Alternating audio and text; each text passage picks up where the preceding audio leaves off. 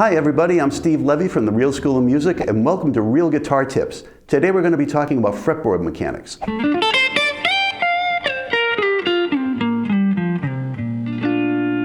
Today we're going to talk about some fretboard mechanics, and I think the first thing we want to talk about is how I'm holding the guitar. My style is a little different than most people. It's based more on classical guitar, even though I'm not really a classical guitar player. Most people tend to hold theirs on the right thigh, and that's totally cool. Everything I'm going to talk about is still going to apply. But I like this position. I feel like the guitar is centered. I feel like I have like a free range of motion with my left hand, and it's just more comfortable for me. So the first thing I'm going to do is going to be a little audience participation here. I'm going to ask everybody to hold your hand up and extend your fingers out as far as they'll go and maybe hold it for about 4 seconds and then just let it relax like that. And this position that your hand defaults to is what I believe classical guys talk about neutral position. And you notice that all my fingers are arched like that. My tips are going straight and my thumb is behind my index finger and my middle finger. And when I apply that to the fretboard, everything's just lined up really comfortably and nice for me.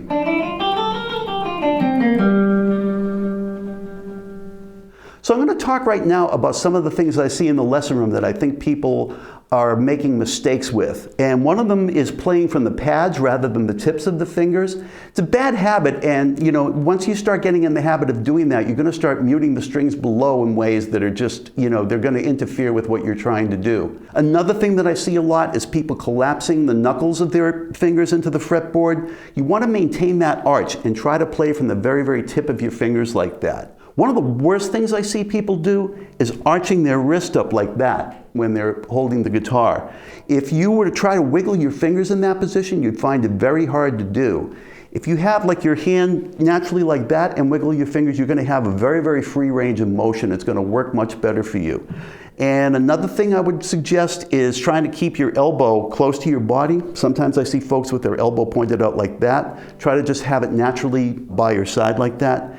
And very important when you're fretting to try to get your finger as close to the fret wire as you can without actually touching it. If you get on top of it, you get a muted sound, and if you're too far away from it, it's not really buzzing now, but particularly on an acoustic guitar, it'll tend to do that, and you'll have to squeeze much harder than you really should, and your hand is going to get tired out much faster. So try to get right up next to that fret wire, get a nice clear tone. Thanks for watching, everybody. I'm Steve Levy, and we'll see you in the next video.